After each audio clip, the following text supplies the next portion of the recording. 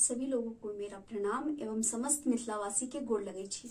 मैं लवली ठाकुर इस विवाह पंचमी के शुभ अवसर पर आप लोगों को पता ही होगा कि प्रभु श्री रामचंद्र जी और माता जानकी की शादी हुई थी। और आप लोग जो भी जनकपुर वासी होंगे या आसपास के होंगे, मिथिलावासी होंगे, सबको पता होगा कि आज वहां का कितना सुंदर दृश्य, कितना मनोरम दृश्य वहां का होगा। तो चलिए आज हम लोग भी इस गीत के माध्यम से वहां का दृश्य का लुत्फ उठाते हैं। देखते हैं कि माता जानकी वरमाला लेकर के प्रभु श्री राम का इंतजार कर रही है और प्रभु श्री रामचंद्र जी जयमाला स्टेज की तरफ बारातियों के साथ मंद मंद मुस्कान के साथ धीरे धीरे आगे बढ़ रहे हैं। तो हम लोग इस गीत के माध्यम से वहां खो जाते हैं और थोड़ी देर के लिए जनकपुर चलते हैं। सीता हाथ लिए जयमाला राम जी के गले में डालू ना। सीता हाथ लिए जयमाला राम जी के गले में डालू ना। सोने के थाली में भोजना परोसल, सोने के थाली में भोजना परोसल, भोजना परोसल ना हे सीता, भोजना जे मोर घुराई माला गले में डालू ना। सीता भोजना जे मोर घुराई माला गले में डालू ना। सीता हाथ लिए जयमाला राम जी के गले में डालू ना।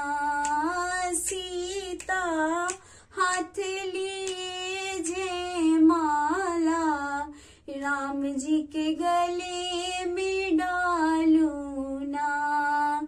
सोने सुराही गंगा जल पानी, सोने सुराही गंगा जल पानी, पनिया पीबो ना हे सीता, पनिया पीबो रघुराई माला गले में डालू ना।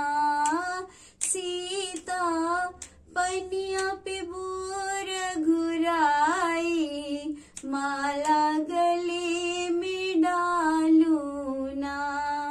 सीता हाथ लिए जयमाला राम जी के गले में डालू ना।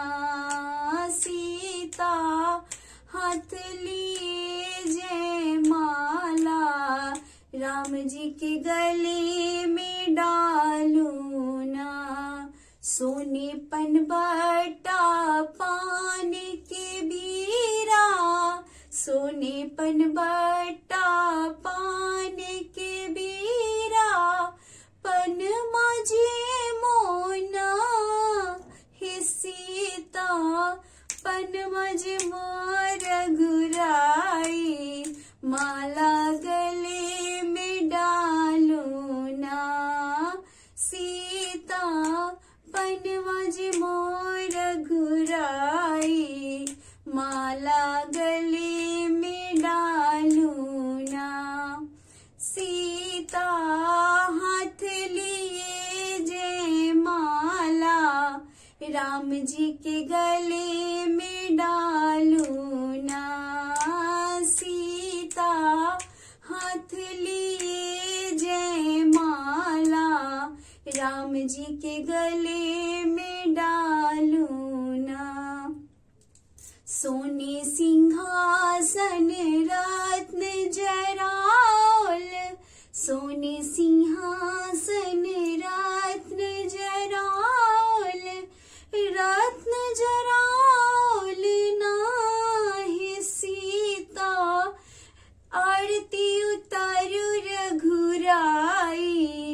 माला गले में डालू ना, सीता आरती उतारू रघुराई। माला गले में डालू ना, सीता हाथ लिए जय माला। राम जी के गले में डालू ना, सीता हाथ लिए जय माला।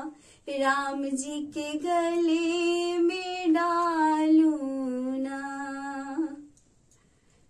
तो आप सभी लोगों को आशा करती हूँ ये गीत अच्छा लगा होगा।